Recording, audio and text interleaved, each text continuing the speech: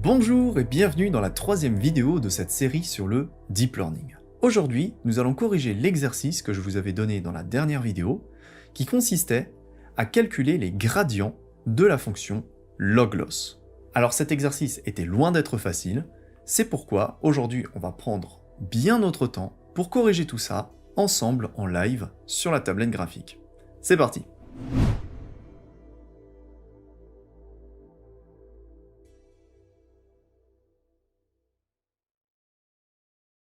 Alors, avant toute chose, je vous propose de faire un petit récapitulatif de la situation, histoire de bien remettre cet exercice dans son contexte. Ce qu'on cherche à faire, c'est de développer un neurone dans le but de séparer linéairement deux classes de points.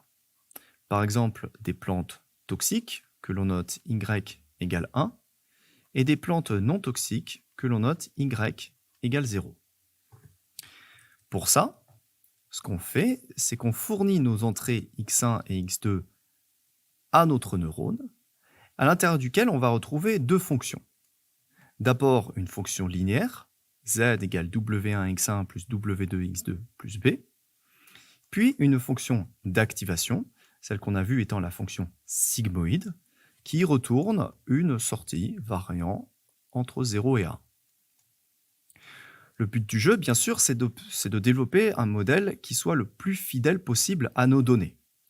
Et pour ça, ce qu'on cherche à faire, c'est de minimiser une fonction coût, en l'occurrence la fonction de log loss.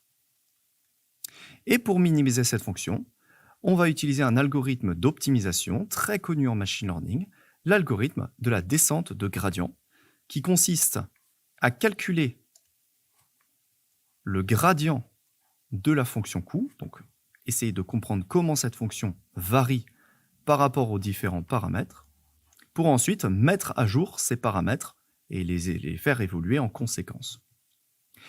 Alors, à ce stade, avec les formules dont on dispose, on pourrait quasiment commencer à écrire du code, puisqu'on connaît absolument tout, hein. Les entrées X, on les connaît, les paramètres W et B, c'est nous qui les fixons. Concernant la fonction sigmoïde, c'est juste une fonction très simple à coder. Et pour la fonction loss, c'est pas très compliqué. Encore une fois, là, on a une somme. Y, on le connaît, ce sont nos données. On a le logarithme de la fonction A. La fonction A, c'est nous qui l'avons définie. Bref, en fin de compte, on pourrait quasiment tout écrire, sauf une chose, le gradient. Eh oui, le gradient, si je vous disais, tiens, écris-moi ça en code NumPy, vous seriez un petit peu perdu. Vous vous diriez, il me faut l'expression du gradient. Comment est-ce que je fais pour le calculer? Et c'est justement pour ça qu'on a mis en place cet exercice aujourd'hui, dans lequel on va s'amuser à calculer les différents gradients dont on a besoin pour que notre neurone apprenne à classer ces différents points. Alors, c'est parti, on va corriger cet exercice. Donc, avant ça, je vais faire un petit peu de ménage.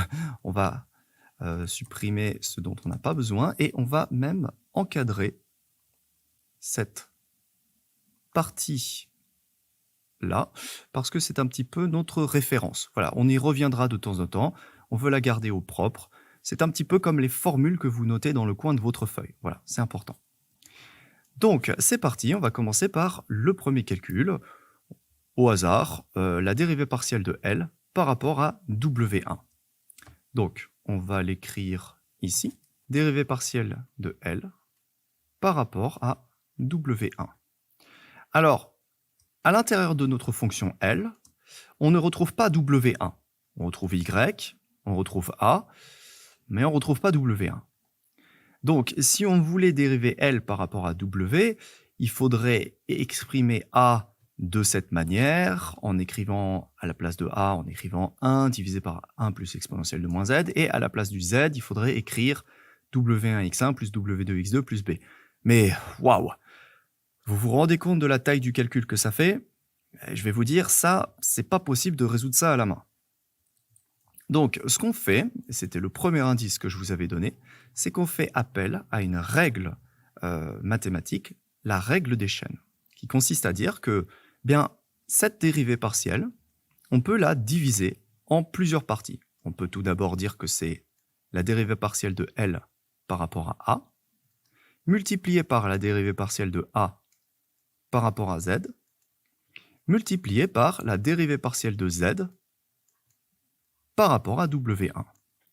Et par simplification, vous voyez bien que, hop, ça et ça se simplifie, ça et ça se simplifie, et donc il nous reste la dérivée partielle de L par rapport à W1, c'est-à-dire la chose que l'on cherche à calculer. Ça, c'était le premier indice que je vous avais confié. Ça signifie donc que pour effectuer cet exercice, il va nous falloir calculer 3 termes. D'abord la dérivée partielle de L par rapport à A, puis la dérivée partielle de A par rapport à Z, et pour finir la dérivée partielle de Z par rapport à W1. Alors, vous avez le timecode dans la vidéo pour accéder directement à ces 3 calculs.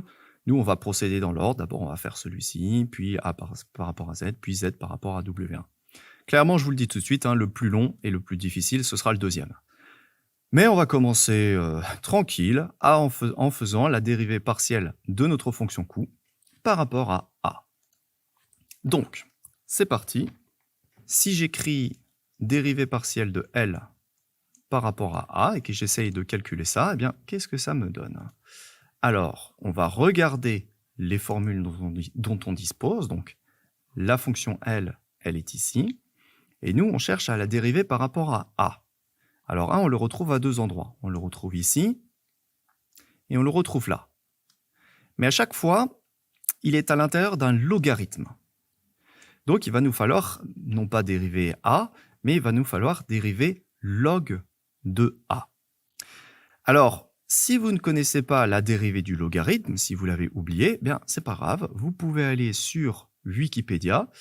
J'en profite au passage aussi pour vous dire qu'il s'agit du logarithme naturel, c'est-à-dire le logarithme en base E, celui qu'on écrit souvent en France sous la forme de ln de x. Mais si j'ai écrit log de A et que vous me verrez continuer à écrire ça dans toutes les vidéos, c'est parce que c'est ainsi qu'on l'écrit dans la littérature internationale. Donc il faut vous y faire, on écrit log, sous-entendu que c'est le log en base E, c'est-à-dire le ln de x.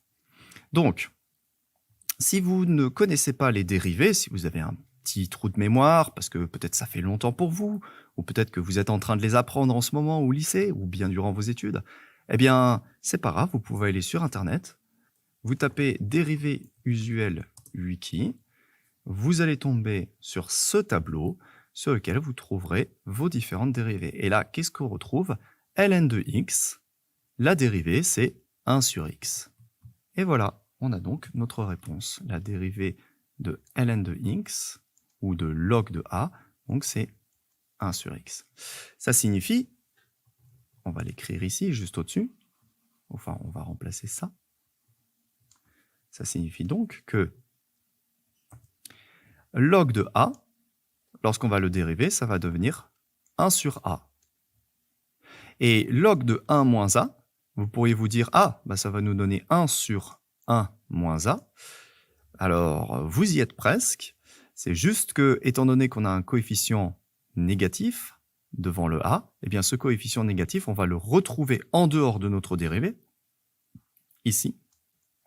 Ce qui va nous donner, donc, non pas 1 sur 1 moins a, mais moins 1 sur 1 moins a. Donc, c'est parti, on va remplacer tout ça dans notre calcul ici. On va donc écrire que la dérivée partielle de L par rapport à A, c'est égal à moins 1 sur M. Ça reste, c'est un facteur. De même pour la somme des Y, tout ça, ce sont des facteurs. On va pas les enlever. Donc, on va écrire que c'est égal à moins 1 sur M, multiplié par la somme de I allant de 1 à M, mais je ne vais pas continuer à l'écrire I allant de 1 à M pour le reste de cette vidéo, parce que ça va nous faire économiser du temps et ça va nous permettre un petit peu d'aérer nos calculs, de faire un peu plus de place. Donc, c'est égal à la somme de quoi? De Y multiplié par 1 sur A, donc Y divisé par A, plus 1 moins Y multiplié par moins 1 sur 1 moins A. Donc on a un moins là qu'on va donc mettre au tout début. OK, donc on va faire moins. Donc 1 moins y divisé par 1 moins a. 1 moins y divisé par 1 moins a. Et voilà, ça nous donne notre première expression dont on va avoir besoin dans notre calcul, celle-ci. Maintenant, on va passer au deuxième calcul. Clairement, le plus dur de cette vidéo, la dérivée partielle de a par rapport à z. Donc, pour calculer cette dérivée, je vous avais donné deux indices. Le premier, c'est que la fonction a peut être exprimée sous forme d'une fonction composée, g rond f, c'est-à-dire, si écrit autrement, g de f de z, dans laquelle, je vais écrire ça en dessous, dans laquelle g, c'est une fonction qui a x associe 1 sur x, ou si vous préférez, on peut écrire g est égal à 1 sur f, et f, c'est une fonction qui a x associe 1 plus exponentielle de moins x. C'est-à-dire, on peut écrire f est égal à 1 plus exponentielle de moins z. Eh bien, vous voyez bien que si on assemble ces deux choses ensemble, si on écrit g de f de z, eh bien, f, on le passe ici, et donc on retombe bien sur notre formule. A égale 1 divisé par 1 plus exponentielle de moins z. Ça, c'était le premier indice que je vous avais donné. Le deuxième indice que je vous avais donné, c'était un petit rappel, celui de la dérivée d'une fonction composée, donc g rond f prime, qui est en réalité égal à g' de f de z multiplié par f' de z. Voilà, ça c'était le deuxième indice que je vous avais donné. Donc avec ces deux choses, on peut calculer la dérivée partielle de a par rapport à z, puisque c'est en fait égal à cette formule que l'on a juste en dessous, hop, cette formule-là, dans laquelle on fait intervenir la dérivée de g, la dérivée de f et la fonction f. Alors pour l'utiliser jusqu'au bout, cette formule, il nous faut donc calculer ces deux derniers éléments, la dérivée de g et la dérivée de f. Et c'est ce qu'on va faire donc tout de suite. Je vous rappelle donc la dérivée de la fonction g, la dérivée de 1 sur x ou de 1 sur f, c'est égal à moins 1 sur x carré. Alors encore une fois, vous pouvez aller sur Wikipédia pour retrouver ce genre de formule. Je crois qu'elle est écrite ici, voilà, ou vous l'avez plutôt là aussi, puisque cette formule, 1 sur x, elle peut être exprimée sous forme d'exposant, c'est x puissance moins 1. Et oui, 1 sur x, c'est x puissance moins 1. Qu'est-ce que ça signifie? Ça signifie donc que lorsqu'on fait appel à cette formule, x puissance alpha, la dérivée c'est alpha x alpha moins 1, donc si x puissance alpha prime, ça vous donne alpha x alpha moins 1, ça signifie donc que ici alpha c'est égal à moins 1, donc on se retrouve avec égal moins 1 x, moins 1 ça fait moins 2, et ça c'est égal à moins 1 sur x au carré. C'est pourquoi on a moins 1 sur x au carré. Donc ça, c'est la dérivée pour g. Et la dérivée de f, maintenant, qu'est-ce qu'elle est, la dérivée de f? Eh bien, f, c'est égal à 1 plus exponentielle de moins z. Donc quand on le dérive, le 1, il s'en va, c'est une constante, plus exponentielle de moins z. Et là, c'est un autre petit rappel que vous pouvez trouver également ici. Exponentielle de moins z, ça vous donne en dérivée exponentielle de moins z. Alors attention, ça c'est dans le cas où a est égal à e de ax. Oui, bon ça c'est pas vraiment ce qu'il faudrait retenir. Ce qu'il faut savoir, c'est que plutôt, on va dire, exponentielle de alpha x, lorsqu'on dérive ça, c'est égal à alpha exponentielle de alpha x. Voilà, ça c'est un autre rappel. Et ça veut donc dire que ici, alpha il est égal à moins 1. Donc, notre dérivée partielle, c'est égal à moins exponentielle de moins z. Voilà, ça c'est la dérivée de f. Donc, on peut assembler toutes ces formules à l'intérieur de cette formule numéro 2. Je vais la réécrire ici pour vous laisser le temps. Je vous conseille de l'écrire sur votre feuille de papier aussi. Donc, c'est g' de f de z multiplié par f' de z. Alors, si on développe ça, si on remplace plutôt tout ça, qu'est-ce que ça nous donne? Eh bien, on a vu que g' c'était égal à moins 1 sur x carré. Donc, on va écrire moins 1 sur, alors non pas x au carré, mais f de z au carré. Et f de z, c'est écrit ici. Donc, c'est moins 1 divisé par 1 plus exponentielle de moins z, le tout au carré. Et ça, on le multiplie par f' de z. Et f' de z, c'est égal à moins exponentielle de moins z. Donc, on écrit moins exponentielle de moins z. Et là, tout ça, eh bien, on peut un petit peu le simplifier. Ce qui nous donne, là, on a moins et moins. Donc, ces deux moins vont disparaître pour laisser place à un plus. Donc, ça nous donne exponentielle de moins z divisé par 1 plus exponentielle de moins z au carré. Alors, sur Discord, j'ai vu plusieurs personnes réussir à obtenir ce résultat. Et c'est très bien. Vous avez fait du bon boulot. Mais, vous l'aviez compris, le calcul ne s'arrêtait pas ici. Et c'est là que j'aurais pu vous donner un quatrième indice, ça concerne les simplifications de ce calcul. Parce qu'on l'a vu, hein, quand on était en maths, au lycée, dans le supérieur, etc., eh ben, un calcul mathématique, on peut toujours le simplifier. Et là, en l'occurrence, ce calcul, on peut le simplifier. Donc, je me tourne vers vous. Est-ce que ce calcul ne vous fait pas penser à quelque chose?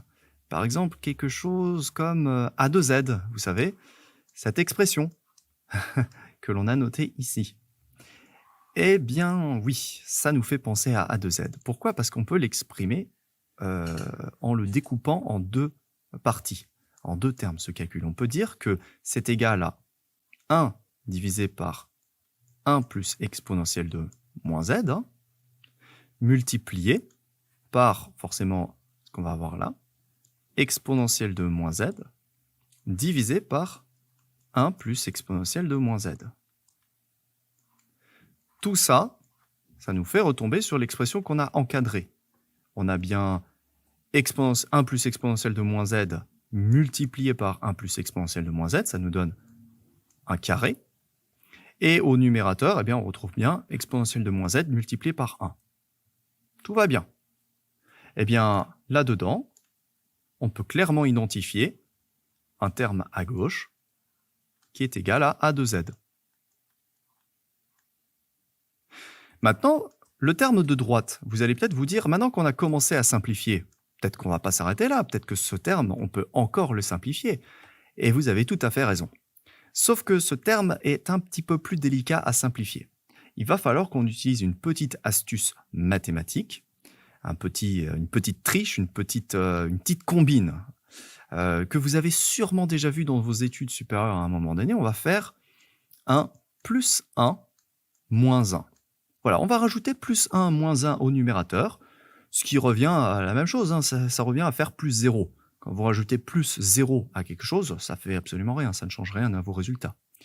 Sauf qu'en faisant plus 1 moins 1, ce terme, on va pouvoir le découper, ou le diviser, encore une fois, le découper en deux parties.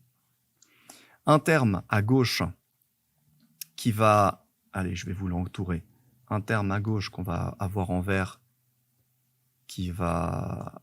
Allez, comme c'est le terme de gauche, il va y avoir ça. Un terme à gauche sur lequel on aura ça. Donc, exponentielle de moins z plus 1, ce plus 1, divisé par 1 plus exponentielle de moins z. Et ce terme, qu'est-ce que c'est ce terme?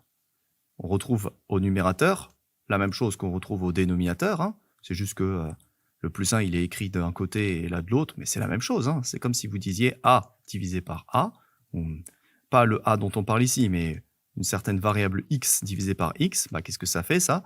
C'est égal à 1. Voilà, donc ici, donc, on a un terme qui est égal à 1. Et là, de l'autre côté, on a un terme en jaune. Hop. Moins 1 divisé par 1 plus exponentielle de moins z. Et qu'est-ce que c'est, ça? En plus, je vous l'ai mis en jaune pour vous aider. Est-ce qu'il n'y a pas quelque chose d'autre en jaune à l'écran à l'heure actuelle? Hop, hop, hop, hop, ici, genre. Ah, ça ressemble vraiment? Bah oui, c'est la même chose. C'est la même chose au signe près, à un facteur moins 1 près. Donc ça, c'est égal à, non pas a de z, mais c'est égal à moins a de z, puisqu'on a rajouté un moins devant. Voilà. Si le moins vous embrouille, vous pouvez vous dire que le moins, il se situe juste ici. Hop, moins 1 plus exponentielle de moins z. Donc ça nous donne bien moins a de z. Donc tout ça, en fait, on peut le résumer, on peut le combiner, hop, en une seule expression, après simplification. Donc là, on a bien a de z multiplié par 1 moins a de z. Et ça nous donne notre formule finale. La dérivée partielle de a par rapport à z, elle est égale à a moins, multiplié, ou allez, on va l'écrire a facteur de 1 moins a. Tout simplement. Et voilà, ça, on l'encadre. Et c'est notre deuxième formule qui intervient dans notre calcul final. Donc maintenant, il ne reste plus qu'à effectuer le troisième calcul, la dérivée partielle de z par rapport à W1. Donc, la fonction z, elle est ici. Lorsqu'on la dérive par rapport à W1, donc cette chose-là, eh bien, ce terme s'en va, c'est une constante. Ce terme s'en va, c'est une constante. Alors, par constante, on veut dire que W1 n'a aucun impact sur ces deux termes. Voilà, le terme W2x2 ne varie pas quand W1 varie. Il reste constant. Donc, il s'en va, celui-ci s'en va également. Alors, en réalité, lorsqu'on dérive z par rapport à W1, il reste le facteur en face de W1, c'est-à-dire x1. Et vous avez vu, celui-là, il était très très rapide. Je ne sais même pas si je vais mettre un timecode. Allez, pour la forme, on va quand même en mettre un, sinon certaines personnes vont se dire, mais dis donc, on ne fait pas la dérivée finale dans cette vidéo. Donc, dérivée partielle de z par rapport à W1, c'est égal à x1. Et voilà, c'est notre dernière dérivée partielle. Donc, avec ça, on a nos trois encadrés en bleu ici, ces trois-là, 1, 2, 3.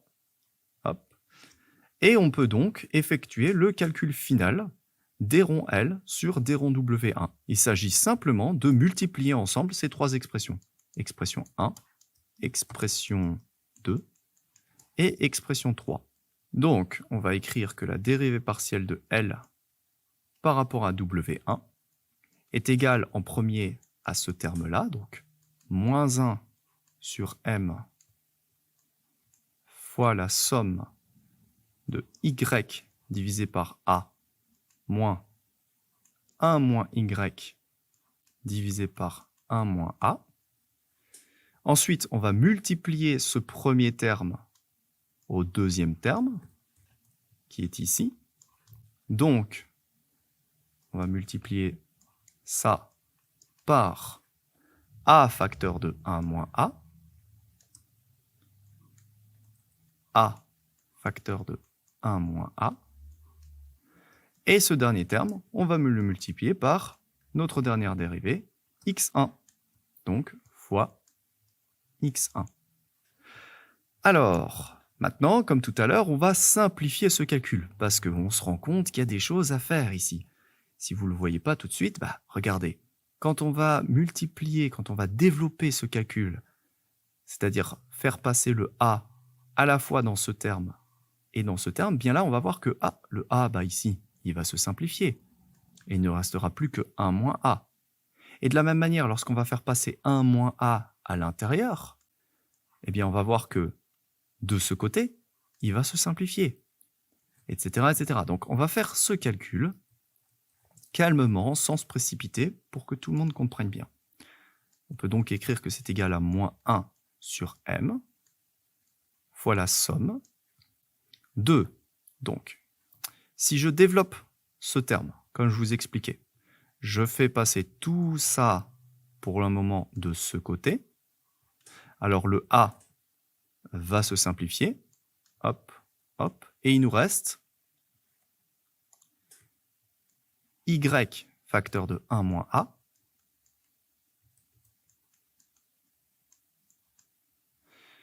moins, et de l'autre côté, qu'est-ce qui va se passer? Eh bien, c'est l'autre terme qui va se simplifier. Le 1 moins a va se simplifier avec ça. Et donc, on a 1 moins y, c'est notre partie ici,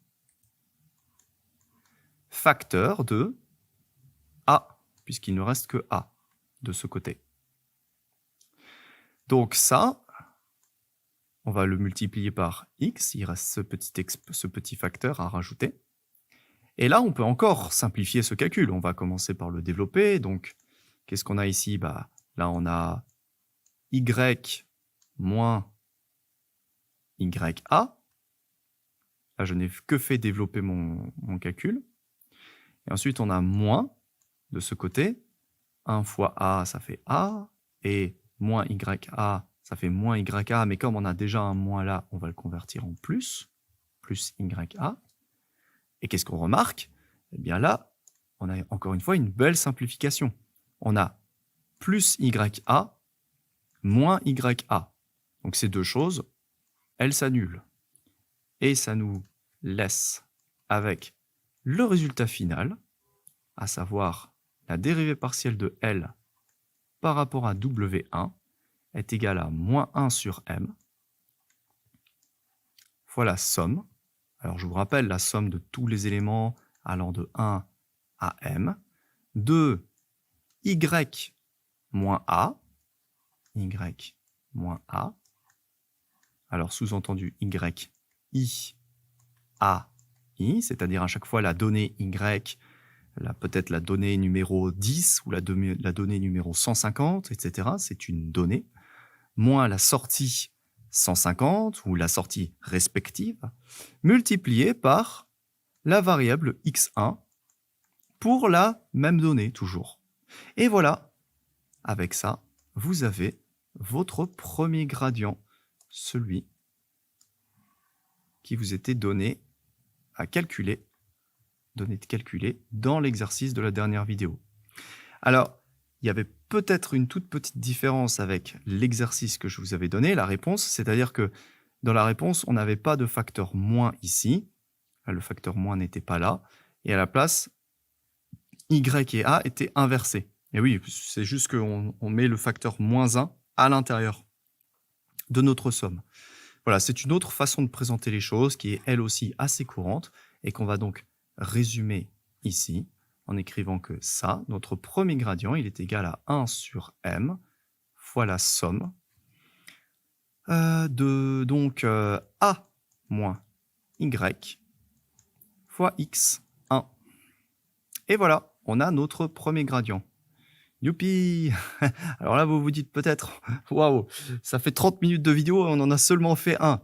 Ouais, mais vous allez voir, les autres sont hyper simples à avoir. Pourquoi? Pourquoi? Eh bien, regardez. La dérivée partielle de L par rapport à W2. Comment est-ce qu'on va faire pour la calculer? Eh bien, on va encore une fois utiliser la règle des chaînes, dans laquelle tout ce qui va changer, c'est le dernier terme. Ah bah oui, hein, d rond L divisé par d rond A, ça reste la même chose. D rond A par d rond Z, ça reste la même chose. Non, tout ce qui va changer, c'est ce dernier terme, ici, tout au bout. C'est-à-dire que au lieu de dériver Z par W1, on va le dériver par W2.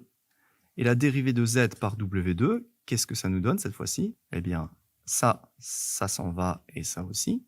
Il nous reste donc X2. Donc, cette fois-ci, on n'aura pas x1, mais x2.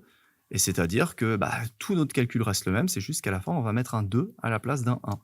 Donc, on a bien 1 sur m fois la somme de a moins y fois x2. Et donc, on a notre deuxième dérivée. Vous avez vu, celle-ci, elle était rapide à calculer quand même. Et vous comprenez, hein, si on en aurait un troisième paramètre, si on avait un troisième paramètre, W3, alors tout ce qu'on aura à faire, c'est des ronds L sur des ronds L sur des ronds W3, ça nous donnerait, encore une fois, le même calcul, mais on aurait x3, la donnée x3. Et donc, je vous laisse deviner la dernière dérivée. On aura cette fois-ci 1 sur m fois la somme de a moins y. Mais cette fois-ci, en dérivant notre expression par b, qu'est-ce qu'on a? Eh bien, en face de b, on a un facteur 1. C'est-à-dire que c'est fois 1. Et comme, ça ne sert à rien d'écrire fois 1 dans une expression, eh bien, on l'enlève. Et ça nous donne donc nos 3 gradients. Les 3 gradients qu'il nous faut pour la prochaine vidéo dans laquelle on va coder notre premier neurone. Et vous allez voir, ça va vraiment être très très très fun. Donc, pour conclure, je voulais vraiment vous dire que cet exercice n'était pas facile du tout. Si vous avez rencontré des difficultés, il n'y a aucun problème avec ça. Pour être honnête, je vais vous dire un truc. Quand moi, j'ai commencé à faire du deep learning, je faisais pas ça. Parce que tout simplement, c'était pas dans les formations dans lesquelles que j'avais suivi. À la fois les formations sur Coursera, mais aussi quand j'étais en école d'ingénieur. Bref, on m'avait pas montré ça. Donc, ce que je vous montre, c'est un petit peu exclusif. Je suis assez content de vous le montrer d'ailleurs. Je dis pas que ça existe nulle part sur Internet, hein. Bien sûr, ça doit sûrement exister ailleurs, mais ce que je veux vous dire, c'est que il n'est pas utile de savoir faire cela si vous débutez en deep learning. Ça, c'est plus une chose que j'ai personnellement découvert de moi-même. Enfin, c'est moi-même qui un jour ai pris le crayon il y a quelques années et me suis dit, hop, je vais moi-même calculer mes gradients, faire tout le calcul à la main pour être sûr de bien maîtriser le truc. Et j'ai envie de partager ça avec vous pour que vous aussi, un jour, quand vous soyez plus à l'aise avec tout ça, vous puissiez vous-même reprendre le crayon et vous dire « Ok, je vais refaire mes calculs de gradient, je vais me rappeler de la vidéo de machine learning, je vais essayer de voir ça. » Et vous serez très fiers de vous quand vous y arriverez. Voilà, j'espère que cette vidéo vous a plu et que vous avez bien tout compris à la correction de l'exercice de la dernière vidéo. Si ce n'est pas le cas, si vous avez encore des petits doutes ou des petites questions, eh bien n'hésitez pas à les écrire en commentaire, comme ça je pourrai y répondre et vous aider à tout comprendre. Je vous assure que c'est très important de bien comprendre tout ça, parce que dans la prochaine vidéo, on va enfin commencer à faire du code en implémentant toutes les formules mathématiques que l'on a vues jusqu'à présent. Ça va être vraiment cool, on va commencer à s'amuser, franchement, j'ai hâte. Donc si vous ne voulez pas louper cette prochaine vidéo, pensez à vous abonner et à activer la petite cloche de notification. Et merci bien sûr à toutes les personnes qui partageront cette vidéo, comme vous l'avez fait jusqu'à présent sur cette chaîne YouTube, c'est très sympathique de votre part. Voilà, je vous souhaite une bonne continuation, portez-vous bien, et je vous dis à très vite pour la prochaine vidéo.